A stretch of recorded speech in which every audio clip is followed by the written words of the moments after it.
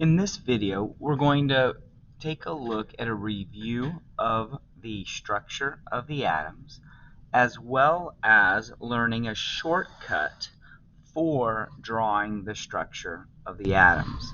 So for instance, let's say that we were looking at the atom of magnesium. If we were going to write a paragraph about magnesium, we would say magnesium is atomic number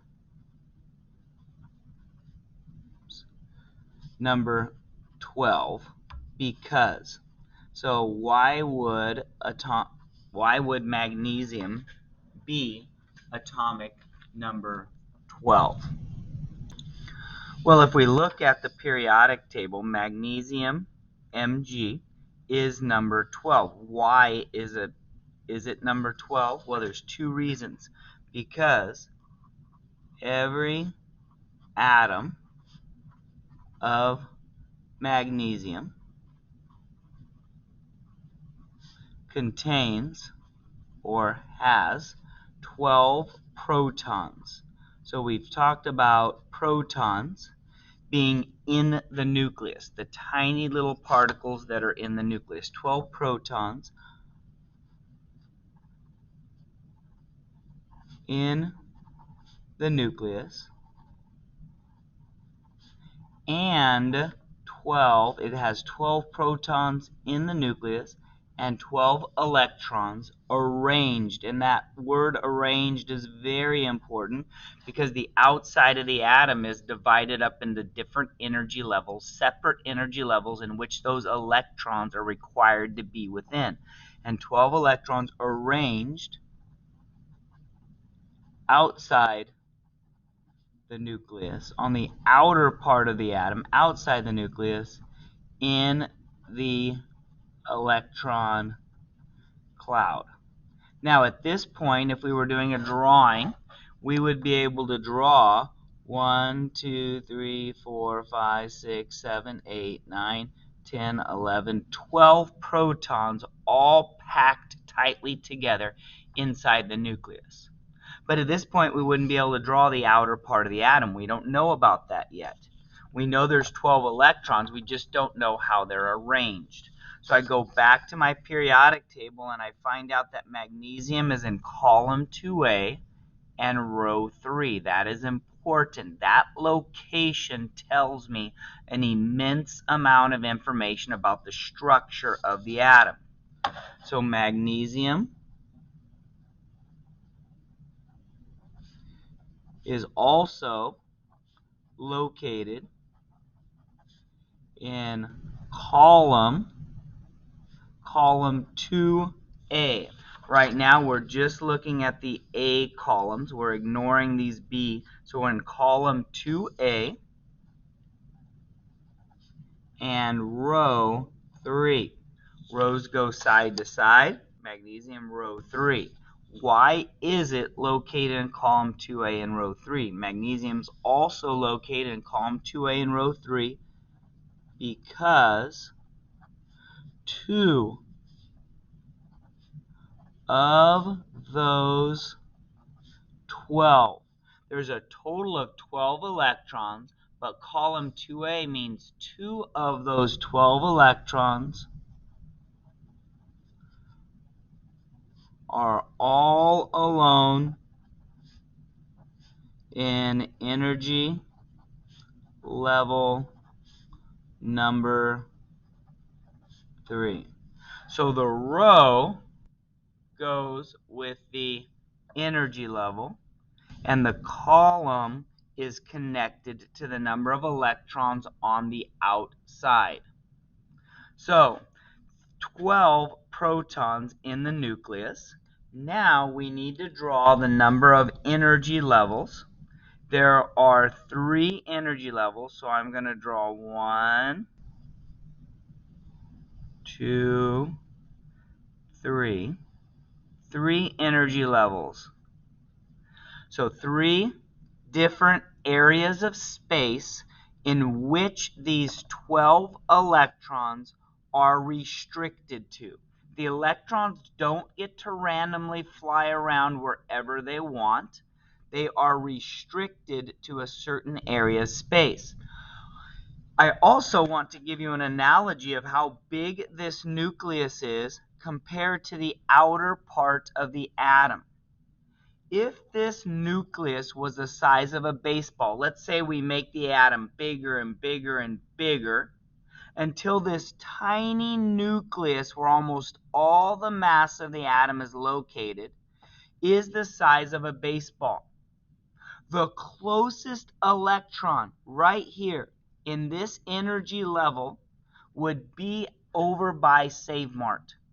So you can think of a sphere in which it starts at Save Mart and goes up that distance and around and out to the sides. So that ping pong ball has gotten bigger and bigger and bigger until it's a surface of a sphere in which the distance between the nucleus and the first set of electrons in that first energy level, that distance is all the way to Save Mart. So now you shrink back the atom, and that gives you an idea of how small the nucleus is. It is extremely tiny. I wish I could draw it that tiny, but you wouldn't be able to see it. It was a little just microscopic dot there, even less than that. So that nucleus is very small. So we just learned that in that third energy level, that there are two electrons. We call these valence electrons, or outer electrons, or bonding electrons. Now we still have 10 more electrons. We've drawn 2 in energy level number 3. Now we need 10 more to put in. How do we figure that out? We walk through the periodic table. We pretend like we've rolled the dice and we've got number 12. So we count through 1, 2. In energy level number 1, we've counted over 2 spaces. So I'm going to put 2 electrons in there on the surface of the ping pong ball, flying around in a spherical shape. Then we get to energy level number 2, and we count over 1, 2, 3, 4, 5, 6, 7, 8. So I put 8 electrons in there. 8 electrons in there, and they want to spread out as far as they can. And then finally, in energy level number 3, 2 electrons there. These are the outer electrons. This is the most important part of the atom. The most important part of the atom is the outside of the atom. These 2 electrons, if you could only tell me one thing about this magnesium, if I said you're only allowed to tell me one thing about magnesium, you would not tell me about the 12 protons in the nucleus, or the 12 electrons arranged outside the nucleus, or the 3 energy levels. You would tell me that there are 2 electrons on the outside. 2 electrons on the outside. That's what you would tell me. That is the most important part about the atom.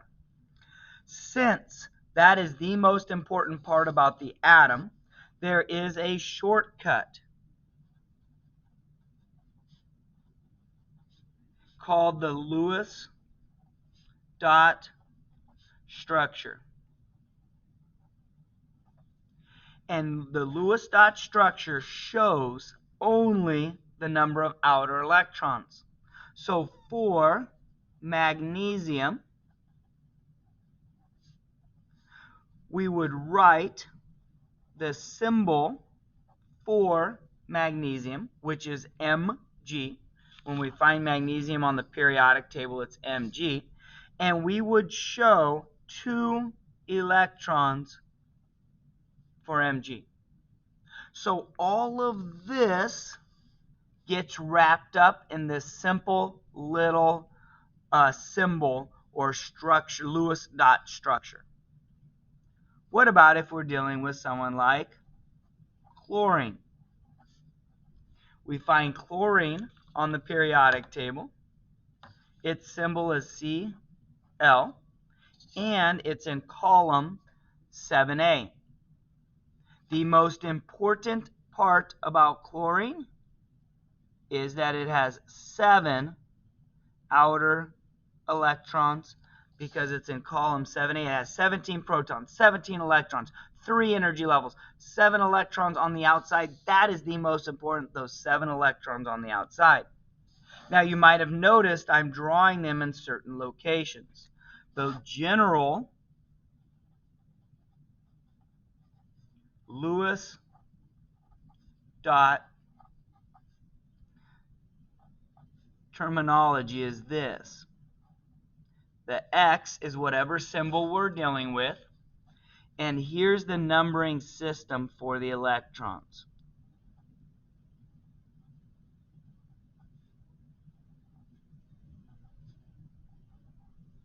So the most valence or outer electrons we can have are 8 because it goes to 8A. So we have 8 places. We have 2 on each side, 2 on each bottom. 2 on each side, 2 on the bottom, 2 on the top. And that's the general Lewis dot structure pattern. We do not need to memorize this pattern. I will show you during the next unit in a few lectures why we have this pattern. But right now, we will just use this pattern. So for instance, let's say I asked you to draw the Lewis dot structure of germanium. Well, germanium Lewis dot structure, its symbol is Ge. There are 4 outer or 4 valence electrons because it's in column 4A. I'm going to follow this pattern. I'm going to put 1 electron there, 1 electron there, 1 electron there, and 1 electron here in spot 1, 2, 3, and 4. I'll have an empty, empty, empty, and empty. 1, 2, 3, and 4. And then if I ask for sulfur,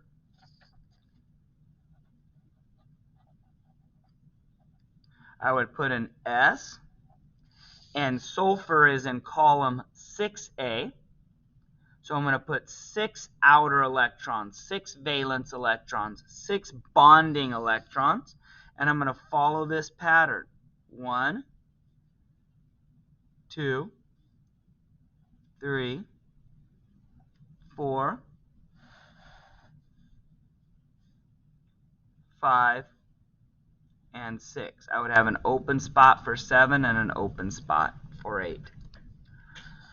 I hope this helps in understanding Lewis dot structures and the importance of the outer electrons or valence electrons or bonding electrons, and having a shortcut to show only those outer electrons.